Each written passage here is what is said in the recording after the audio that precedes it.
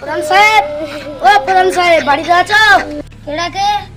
আরে সাইদুল, এই অসময় তোর দাদিকে নিয়ে কি মনে করে আসলি? প্রধান সাহেব, আমার দাদিকে নিয়ে এসেছি আপনার কাছে বিচার দিতে।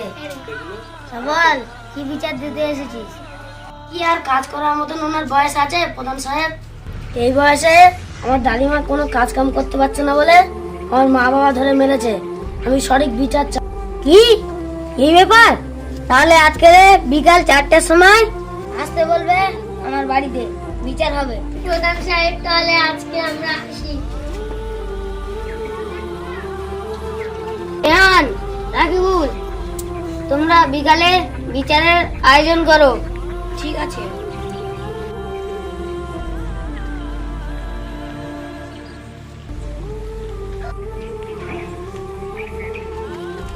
আব্বা, মা, বিকেলে তোমার প্রধান সাহেবের কাছে বিচার দিচ্ছি।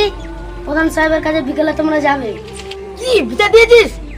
আমাদের নামে বিচার কিসের জন্য? তোমরা যে এই বয়সে আমার দাদিমাকে চাকরানি করে বাড়ি রেখে দিয়েছো, এর বিচার চাই আমি।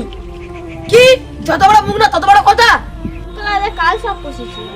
আব্বা, মা, তোমরা বিকেল 4টার সময় প্রধানের কাছে যাবে, যা করার প্রধান করবে। দাদু ভাই, আমি তো আর দাঁড়াতে পারছি না, আমার একটু শোয়ার ব্যবস্থা কর। আর দাঁড়িয়ে থাকতে পারছি না, তুই একটু শোয়ার ব্যবস্থা কর। ঠিক আছে দাদিমা, চলো।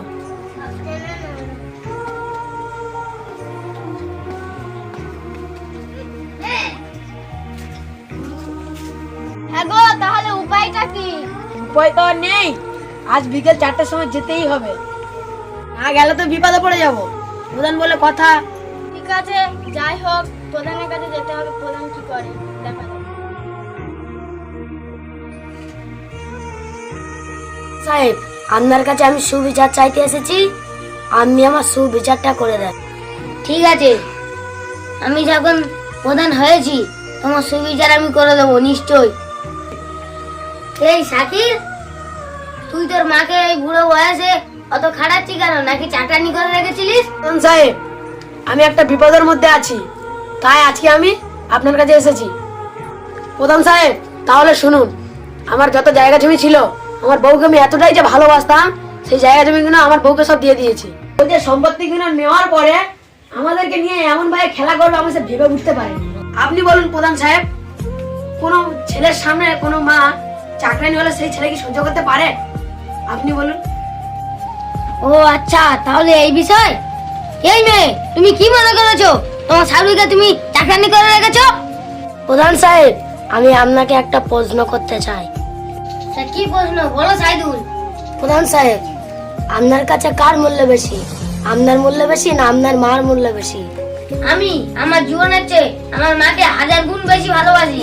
যেই মা আমাকে 10 মাস 10 দিন গর্ভে রেখে মানুষ করেছে, গায়ের রক্ত দুধ করে খাইয়েছে আমাকে, সেই মাকে আমি কি করে ভুলে যাব? তাহলে আপনি বলুন প্রধান সাহেব, আমার আব্বা সামান্য কিছু জায়গা জমির জন্য আমার দাদিকে চাকরানি করে রেখে দিয়েছে কেন? আপনি এর বিচারটা করুন। এই মেয়ে, আজকে যদি তোমার এটা শাশুড়ি মা না হয়ে নিজের মা হতো, তুমি কি এই কাজটা করতে পারতে? তোমার শাশুড়ি মাকে চাকরানি করে রেখেছো, ওটা যদি তোমার নিজের মা হতো, তুমি তাহলে ওনাকে অতটা খাটাতে? এই মেয়ে, তুমি যে কিছু সম্পত্তির জন্য তোমার শাশুড়ি মাকে ওরকম করলে, তুমিও তো বয়স্ক হবে, তখন তোমার ছেলে যদি এই ব্যাপারটা তোমার সাথে করে, তখন তোমার কিরকম লাগবে বলো? প্রধান সাহেব, তুমি আর ওদের আর কিছু বলো না, আমি যে কোনো একটা বৃদ্ধাশ্রমে চলে যাচ্ছি। মা, তোমাকে বৃদ্ধাশ্রমে যেতে হবে না, তোমার ছেলে মেয়ে তোমাকে দেখবে, সেই বিশ্বাসটা আমার কাছে রাখো। এই মেয়ে, তুমি এখনই তোমার শাশুড়ি মার পায়ে পড়ে ক্ষমা চাও, নাহলে আমি কিন্তু তোমাকে পুলিশ স্টেশনে তুলে দিতে বাধ্য হব। শাশুড়ির গায়ে হাত তোলার অপরাধ। সাহেব, সামান্য কিছু জায়গার জন্য আমার চোখটা অন্ধ হয়ে গেছিল, তাই আমার ছেলের চোখটা খুলে দিন। আপনি আমার ক্ষমা করে দিন। ক্ষমা আমার কাছে চেয়ে কোনো লাভ নেই মা, যেখানে চাও তুমি সেখানেই চাও। মা, আমাকে ক্ষমা করে দিও মা, তোমার পায়ে পড়ছি, আমাকে ক্ষমা করে দিও মা। তুমি তো আমার বৌমা নয়, তুমি তো আমার মেয়ে। আমি কি জীবনে তোমাকে বৌমা বলে ভেবেছি? আমি তো সবসময় তোমাকে মেয়ে বলেই ভেবেছি। তোমাকে আর আমার পায়ে ধরতে হবে না মা। মা, আমার ভুল গেলে ক্ষমা করে দাও। বাপ তোর জায়গা আমার পায়ে নয় রে, আমার বুকে। আমার ভুলে গেছে মা। তুই তো আমার একমাত্র ছেলে, আমি কি তোকে ক্ষমা না করে থাকতে পারি? ওর বাবা ওর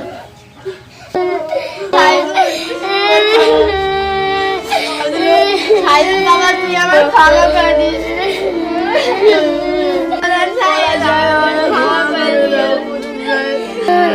তোমরা কি করছো? আমি তোমাদের ক্ষমা করার কেউ না। যে তোমাদেরকে ক্ষমা করার দরকার সে তোমাদেরকে ক্ষমা করে দিয়েছে। আমি তোমাদের ক্ষমা করার কেউ না বাবা। মা, তোমার আর আজ চাকরানি হয়ে থাকতে হবে না। তুমি আজকের পর থেকে রাজরানী হয়ে থাকবে মা।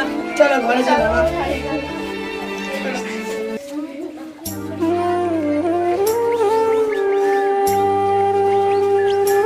বন্ধুরা, আশা করি তোমরা সবাই ভালো আছো। তোমাদের দোয়া আশীর্বাদে আমরাও ভালো আছি। আমরা এই ভিডিওটা করেছি শুধুমাত্র আপনাদের মনোরঞ্জনের জন্য। যদি কোথায় ভুল হয়ে থাকে তাহলে ছোট ছেলে মনে করে আমাকে ক্ষমা করে দেবেন আর কমেন্টে লিখে জানাবেন ভিডিওটা কেমন হয়েছে।